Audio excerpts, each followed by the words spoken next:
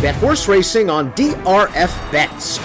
We'll match your first deposit up to $250. Get free expert picks and past performances, plus weekly cash back, all from Daily Racing Form, the most trusted name in horse racing. Well, the Preakness Stakes is on Saturday at Pimlico, and by now, most everyone is aware of the controversy surrounding Kentucky Derby winner Medina Spirit.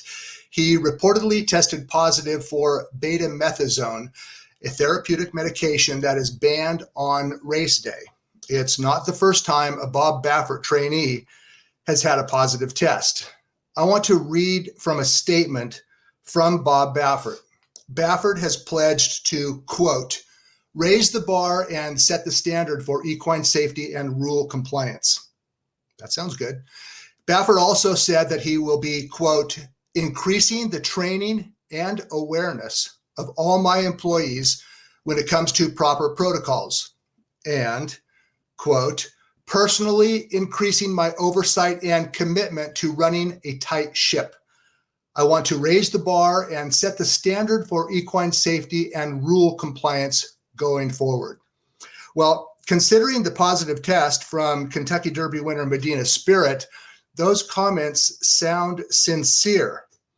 However, and unfortunately, Baffert made those comments in November. The latest controversy occurred just this week. It's May. So here we are 6 months later, and we're back in the mud again.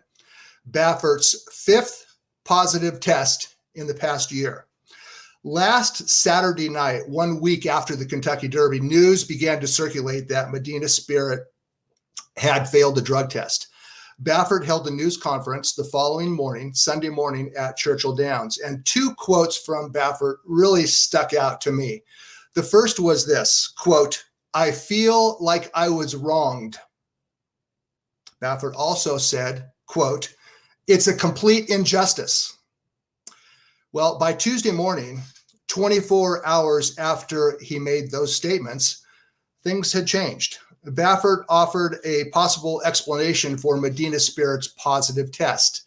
The trainer was not wronged, nor was it an injustice. It was apparently a mistake. According to Baffert, Medina Spirit may have tested positive for betamethasone because the horse had been treated with an antifungal ointment for dermatitis, which is skin irritation. The ointment contained betamethasone, the medication Medina Spirit tested positive for. So the story will continue to evolve up to and through the Preakness Stakes on Saturday. Baffert trains the two favorites, Medina Spirit and Concert Tour. I expect both colts will run well. I also expect Baffert will survive the latest crisis as he has survived every other. Baffert might be the greatest trainer in the history of thoroughbred racing, but he also is the face of racing. And at least for right now, it's not a good look.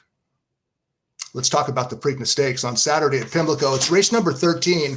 And one reason Baffert wins so many races is because he trains his horses for speed and instructs his jockeys likewise.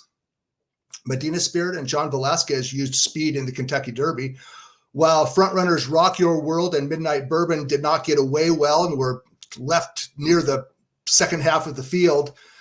Medina Spirit set the pace and he was gone. The question for the Preakness is, can he get the same trip again? One could argue that he will, in which case Medina Spirit will join 5 previous Baffert-trained Derby winners to come right back and win the Preakness 2 weeks later.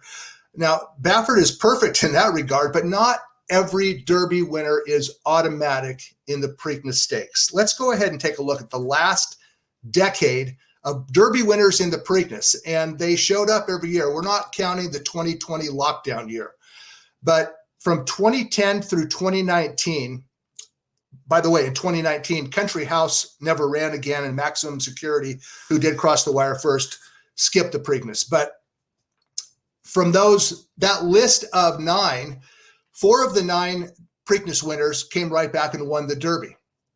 8 of those were favored. The only non-favorite was All Have Another back in 2012. He paid $8.40. So I guess another way of saying it is that 5 of the last 8 Preakness favorites coming in off a Derby victory lost. They are not entirely invincible, nor do I believe Medina Spirit to be invincible. You have to respect the Derby winner in the Preakness, but he is not invincible.